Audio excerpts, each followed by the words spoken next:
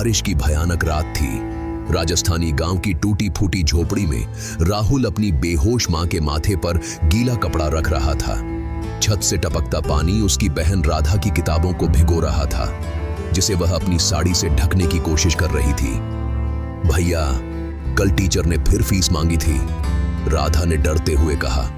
अगर एक हफ्ते में नहीं दी तो मुझे स्कूल से निकाल देंगे। राहुल ने अपनी जेब टटोली। केवल 50 रुपये थे जो उसने पूरे सप्ताह मजदूरी करके जोड़े थे।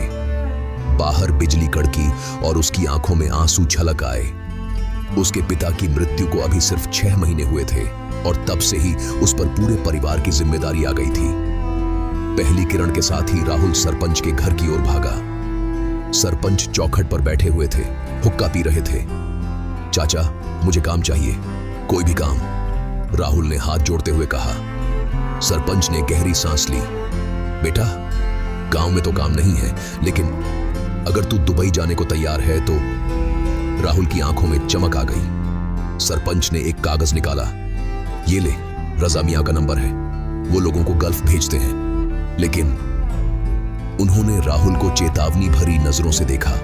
वहां की जिंदगी आसान नहीं होती। नहीं, मैं नहीं होने दूंगी तुझे जाने, मां ने खांसते खांसते कहा। तेरे पिता भी वहां गए थे और रोने लगी। राहुल ने मां के पैर छुए। मां, अगर मैं नहीं गया तो राधा की पढ़ाई छूट जाएगी, तुम्हारी दवाइयां बंद हो जाएंगी।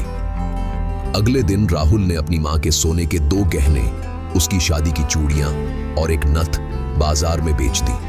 पैसे मिलते ही वह सीधे रजा मियां के पास पहुंचा। पासपोर्ट, वीसा, ये सब बनवाने में पैसे लगेंगे, रजा मियां ने सिगरेट का कश लेते हुए कहा। राहुल ने सारे पैसे उसकी मेज पर रख दिए। रजा मियां ने पैसे गिने और एक फॉर्म फेंक दिया। कल सुबह 5 बजे स्टेशन पर हो जाना। रात के तीसरे पहर, जब पूरा गांव सो रहा था, राहुल ने अपनी सोती हुई मां के पैर छुए, राधा को जगाया और उसके हाथ में 200 रुपये रख दिए। ये ले, इसे छुपा कर रखना, जब मैं पैसे भेजूं तब मां को देना, उसने फुसफुसाते हुए कहा। बाहर ठंडी हवा चल रही थी। राधा ने उसका हाथ पकड़ लिया। भैया, वापस आना। राहुल ने उसे गले लगाया और बिना पीछे मुड़े देखे अंधेरे में खो गया। बस स्टैंड पर रजा मियां के आदमी ने उसे एक टिकट थमाया और एक पुराना सूटकेस दिया, जिसमें सिर्फ 2 जोड़ी कपड़े और मां का आशीर्वाद था।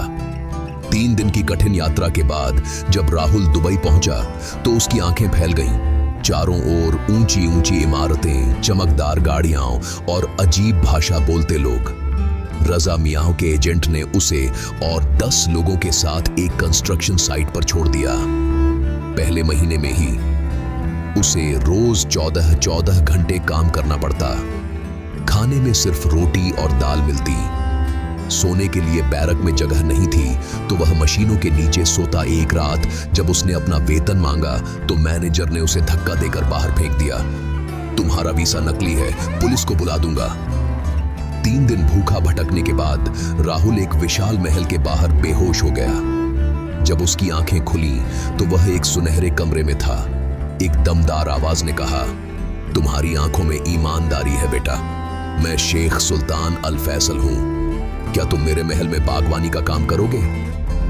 राहुल ने हां में सिर हिलाया। उसे नहीं पता था कि यह फैसला उसकी जिंदगी को कैसे बदल देगा। मेरे प्यारे दोस्तों, ये इस कहानी का पहला अध्याय था। अगर आपको यह वीडियो पसंद आई हो तो इसे लाइक जरूर करें और इस कहानी के सभी अध्याय देखने के लिए चैनल को सब्सक्राइब कर लें।